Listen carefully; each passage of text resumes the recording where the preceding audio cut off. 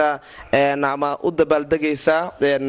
sanad guridii ka soo wareegatay ama sanad guridii afraad ee ka soo wareegatay telefishinkan caalamiga ETN oo maanta kala sanadii 2005 lagu aasaasay magaalada Boosaaso waxayna ka mid tahay bishaara dadkii ugu horeeyay ee ka hadla telefishinkan gaar ahaan markii uu noqday telefishinka caalamiga oo dunida oo dhan laga daawanayo bishaar ku soo dhawaad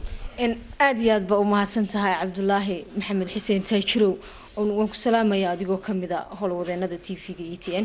waxaan leeyahay maanta oo ah sanad guuradii afraad ee ka soo wareegatay xilligii la aasaasay TV-ga ETN hambalyo ayaan horta leeyahay marka ugu horeysa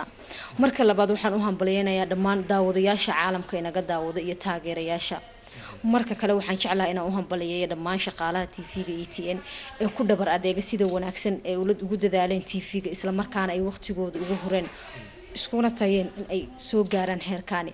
waxa iyagana mahad gooniya leh isla markaana aan hambalyo leeyahay maamulada sare ee TV-ga ETN milkiilayaasha oo ugu horeeyo Cabdiraxmaan Sheekh Xasan sidoo kale Cabdiwali Sheekh Xasan iyo waliba agaasimaha guud ee TV-ga ETN Maxamed Aadan Teera waxaan leeyahay hambalyo TV-ga ETN waa TV iminka caan baxay isla markaana dal iyo dibad gaarsiisan dhammaan ku xiran yihiin daawadayaal fara badan ay ku taxayeen Taajirow sida adiguba ula socoto isla markaana aynu maanta si aad ugu faraxsanahay hambalyada iyo waliba sanad guuradii afraad oo salka galiyay TV-ga ETN ee ka soo wareegtay waxaan leeyahay hambalyo insha Allah dhammaan shaqaalaha iyo inta kale ee ina daawanaysa waxaan leeyahay hambalyo shaqaalaheena TV-ga ETN hadii xaalad kuwa iminka aan isla joogno magaalada Nairobi iyo kuwa kale gobolada inaga soo xiriira iyo stuudiyaheena labaad ee ku yaala magaalada Boosaaso waxaan leeyahay hambalyo shaqo wanaagsan Cabdullaahi Taajirow waxaan ku leeyahay hambalyo laakiin adiga ruuxaaga yaad u hambalyeelahayd adigoo fursadan ka faa'iideysanaya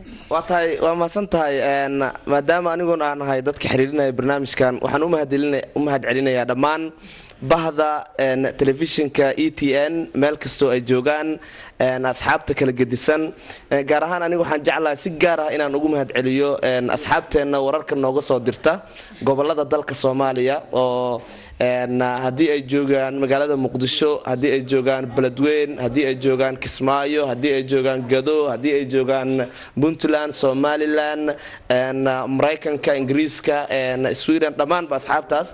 iyo sidoo kale asxaabta maanta stuudiyaha Nairobi nagala shaqeysay ee maqan sida Ibrahim saaxiibkeena Liban